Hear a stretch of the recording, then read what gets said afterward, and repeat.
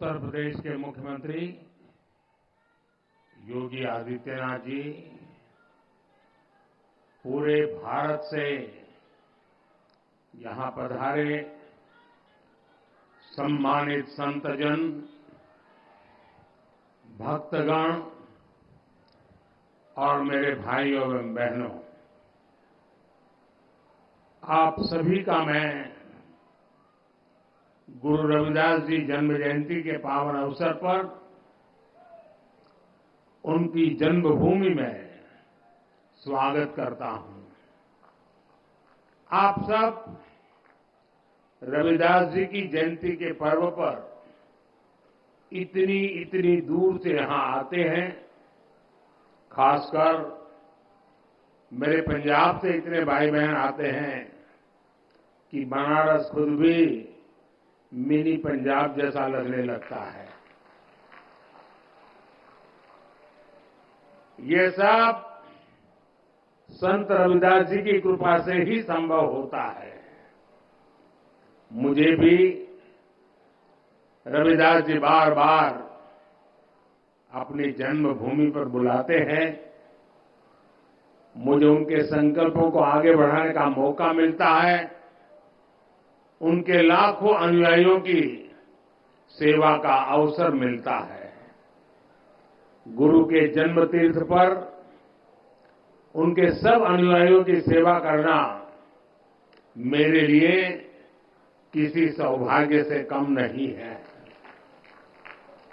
और भाइयों बहनों, यहां के सांसद होने के नाते, काशी का जनप्रतिनिधि होने के नाते मेरी विशेष जिम्मेदारी भी बनती है। मैं बनारस में आप सबका स्वागत भी करूं और आप सबकी सुविधाओं का खास ख्याल भी रखूं, ये मेरा दायित्व भी है। मुझे खुशी है कि आज इस पावन दिन मुझे अपने इन दायित्वों को पूरा करने का अवसर मिला है। आज बनारस के विकास के लिए सैकड़ों करोड़ रुपयों के विकास परियोजना का लोकार्पण और शिलान्यास होने जा रहा है। इससे यहां आने वाले श्रद्धालुओं की यात्रा और सुखद और सरल होगी। साथ ही संत रविदास जी की जन्मस्थली के विकास के लिए भी कई करोड़ रुपयों की योजनाओं का लोकार्पण हुआ है। मंदिर और मंदिर क्षेत्र का विकास, मंदिर तक आने वाली सड़कों का निर्माण, इंटरलॉकिंग और ड्रेनेज का काम, भक्तों के लिए सत्संग और साधना करने के लिए, प्रसाद ग्रहण करने के लिए अलग अलग व्यवस्थाओं का निर्माण, इन सब से आप सब लाखों भक्तों को सुविधा होगी। माघी पूर्णिमा की यात्रा में श्रद्धालुओं को आध्यात्मिक सुख तो मिलेगा ही, उन्हें कई परेशानियों से भी छुटकारा मिलेगा। आज मुझे संत रविदास जी की नई प्रतिमा के लोकार्पण का भी सौभाग्य मिला है। संत रविदास म्यूजियम की आधारशिला भी आज रखी गई है। मैं आप सभी को इन विकास कार्यों की अनेक अनेक शुभकामनाएं देता हूं। मैं देश और दुनिया भर के सभी श्रद्धालुओं को संत रविदास जी की जन्म जयंती और माघी पूर्णिमा की हार्दिक बधाई देता हूं। साथियों, आज महान संत और समाज सुधारक गाडगे बाबा की जयंती भी है।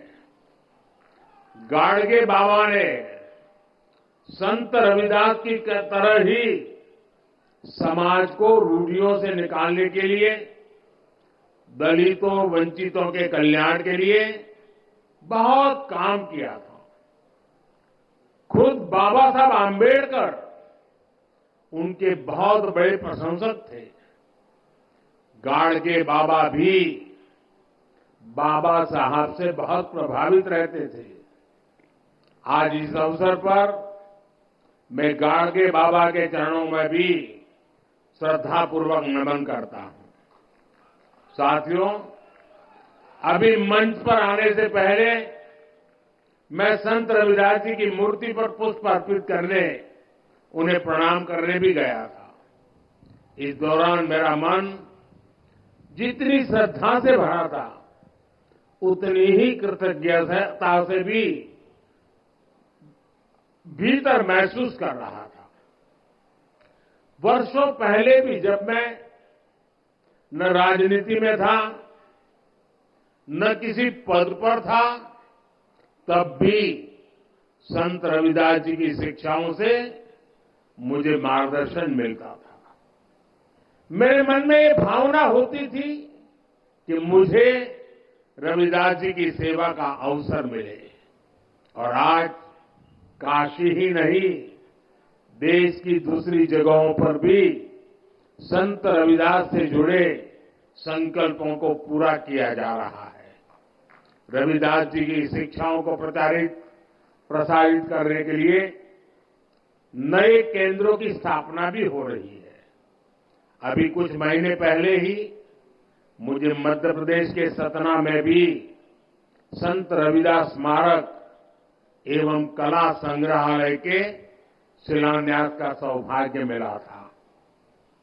काशी में तो विकास की पूरी गंगा ही बह रही है।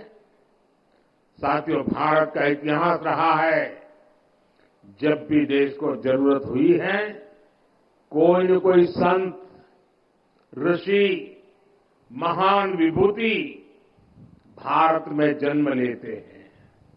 रविदास जी तो उस भक्ति आंदोलन के महान संत थे जिसने कमजोर और विभाजित हो चुके भारत को नई ऊर्जा दी थी। रविदास जी ने समाज को आजादी का महत्व भी बताया था और सामाजिक विभाजन को भी पाटने का काम किया। ऊंच नीच, छुआछूत, भेदभाव, इस सब के खिलाफ उन्होंने उस दौर में आवाज उठाई थी।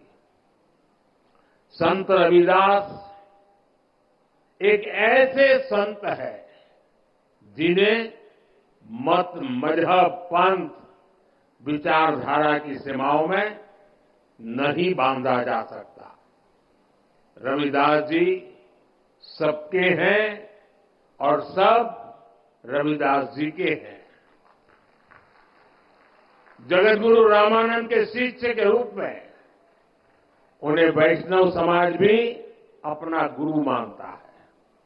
सिख भाई बहन उन्हें बहुत आदर की दृष्टि से देखते हैं। काशी में रहते हुए उन्होंने मन चंगा तो कठौती में गंगा की शिक्षा दी थी। इसलिए काशी को मानने वाले लोग, मां गंगा में आस्था रखने वाले लोग भी रविदास जी से प्रेरणा लेते हैं। मुझे खुशी है कि आज हमारी सरकार रविदास जी के विचारों को ही आगे बढ़ा रही है। भाजपा सरकार सबकी है। भाजपा सरकार की योजनाएं सबके लिए है। सबका साथ, सबका विकास, सबका विश्वास और सबका प्रयास, ये मंत्र आज 140 करोड़ देशवासियों से जुड़ने का मंत्र बन गया है। साथियों, रविदास जी ने समता और समरसता की शिक्षा भी दी और हमेशा दलितों, वंचितों की विशेष रूप से चिंता भी की। समानता वंचित समाज को प्राथमिकता देने से ही आती है। इसलिए जो लोग, जो वर्ग विकास की मुख्य धारा से जितना ज्यादा दूर रह गए, पिछले 10 वर्षों में उन्हें ही केंद्र में रखकर काम हुआ है। पहले जिस गरीब को सबसे आखिरी समझा जाता था, सबसे छोटा कहा जाता था। आज सबसे बड़ी योजनाएं उसी के लिए बनी है। इन योजनाओं का दुनिया में सबसे बड़ी सरकारी योजनाएं कहा जा रहा है। आप देखिए, कोरोना की इतनी बड़ी मुश्किल आई, हमने 80 करोड़ गरीबों को मुफ्त राशन की योजना चलाई। कोरोना के बाद भी हमने मुफ्त राशन देना बंद नहीं किया, क्योंकि हम चाहते हैं कि जो गरीब अपने पैरों पर खड़ा हुआ है वो लंबी दूरी तय करे, उस पर अतिरिक्त बोझ न आए। ऐसी योजना इतने बड़े पैमाने पर दुनिया के किसी भी देश में नहीं है। हमने स्वच्छ भारत अभियान चलाया, देश के हर गांव में हर परिवार के लिए मुफ्त शौचालय बनाया। इसका लाभ सबसे ज्यादा दलित, पिछड़े हमारे परिवारों को, खासकर हमारी एससी, एसटी, ओबीसी माताओं बहनों को हुआ है। इन्हें ही सबसे ज्यादा खुले में शौच के लिए जाना पड़ता था, परेशानियां उठानी पड़ती थी। आज देश के गांव-गांव तक साफ पानी पहुंचाने के लिए जल जीवन मिशन चल रहा है। 5 वर्षों से भी कम समय में 11 करोड़ से ज्यादा घरों तक पाइप से पानी पहुंचाया गया है। करोड़ों गरीबों को मुफ्त इलाज के लिए आयुष्मान कार्ड मिला है। उन्हें पहली बार ये हौसला मिला है कि अगर बीमारी आ भी गई तो इलाज के अभाव में जिंदगी खत्म नहीं होगी। इसी तरह जन-धन खातों से गरीब को बैंक जाने का अधिकार मिला है।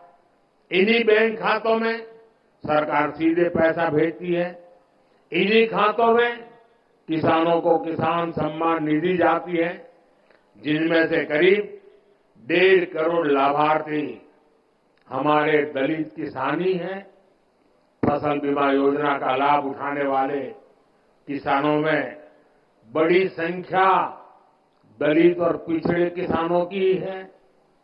युवाओं के लिए भी 2014 से पहली जितनी स्कॉलरशिप मिलती थी, आज हम उससे 2 गुनी स्कॉलरशिप दलित युवाओं को दे रहे हैं। इसी तरह 2022-23 में पीएम आवास योजना के तहत हजारों करोड़ रुपए दलित परिवारों के खातों में भेजे गए, ताकि उनका भी अपना पक्का घर हो। और भाइयों बहनों, भारत इतने बड़े बड़े काम इसलिए कर पा रहा है क्योंकि आज दलित, वंचित, पिछड़ा और गरीब के लिए सरकार की नीयत साफ है। भारत ये काम इसलिए कर पा रहा है क्योंकि आपका साथ और आपका विश्वास हमारे साथ है। संतों की वाणी हर युग में हमें रास्ता भी दिखाती है और हमें सावधान भी करती है। रविदास जी कहते थे, जात पात के फेर मही, उर्जी रही सब लोग, मानुष ताकू खात है, रैदास जात कर लोग। अर्थात ज्यादातर लोग जात पात के भेद में उलझे रहते हैं, उलझाते रहते हैं। जात पात का यही रोग मानवता का नुकसान करता है। यानी जात पात के नाम पर जब कोई किसी के साथ भेदभाव करता है तो वो मानवता का नुकसान करता है। अगर कोई जात पात के नाम पर किसी को भड़काता है तो वो भी मानवता का नुकसान करता है। इसलिए भाई और बहनों, आज देश के हर दलित को, हर पिछड़े को एक और बात ध्यान रखनी है, हमारे देश में जाति के नाम पर उकसाने और उन्हें लड़ाने में भरोसा रखने वाले इंडी गठबंधन के लोग दलित, वंचित के हित की योजनाओं का विरोध करते हैं। और सच्चाई ये है कि ये लोग जाति की भलाई के नाम पर अपने परिवार के स्वार्थ की राजनीति करते हैं। आपको याद होगा, गरीबों के लिए शौचालय बनाने की शुरुआत हुई थी तो इन लोगों को उन्होंने इसका भी मजाक उड़ाया था, उन्होंने जनधन खातों का भी मजाक उड़ाया था, इन्होंने डिजिटल इंडिया का विरोध किया था। इतना ही नहीं, परिवारवादी पार्टियों की एक और पहचान है, ये अपने परिवार से बाहर किसी भी दलित, आदिवासी को आगे बढ़ने नहीं देना चाहते। दलित, आदिवासियों का बड़े पदों पर बैठना इन्हें बर्दाश्त नहीं होता है। आपको याद होगा, जब देश में पहली आदिवासी महिला राष्ट्रपति बनने के लिए महामहिम द्रौपदी मुर्मू जी चुनाव लड़ रही थी, तो किन किन लोगों ने उनका विरोध किया था, किन किन पार्टियों ने उन्हें हराने के लिए सियासी लामबंदी की थी? वे सब की सब यही परिवारवादी पार्टियां आई थी जिन्हें चुनाव के समय दलित, पिछड़ा, आदिवासी अपना वोट बैंक नजर आने लगता है। हमें इन लोगों से, इस तरह की सोच से सावधान रहना है। हमें जातिवाद की नकारात्मक मानसिकता से बचकर रविदास जी की सकारात्मक शिक्षाओं का पालन करना है। साथियों, रविदास जी कहते थे, 100 बरस लो जगत मही, जीवत रही करू काम। रविदास कर्म ही धर्म है, कर्म करहु निष्काम। अर्थात 100 वर्ष का जीवन हो तो भी पूरे जीवन हमें काम करना चाहिए, क्योंकि कर्म ही धर्म है। हमें निष्काम भाव से कर्म करना चाहिए। संत रविदास जी की शिक्षा आज पूरे देश के लिए है। देश इस समय आजादी के अमृतकाल में प्रवेश कर चुका है। पिछले वर्षों में अमृतकाल में विकसित भारत के निर्माण की मजबूत नींव रखी जा चुकी है। अब अगले 5 साल हमें इस नींव पर विकास की इमारत को और ऊंचाई देनी है। गरीब, वंचित की सेवा के लिए जो अभियान 10 वर्षों में चले हैं, अगले 5 वर्षों में उन्हें और भी अधिक विस्तार मिलना है। ये सब 140 करोड़ देशवासियों की भागीदारी से ही होगा।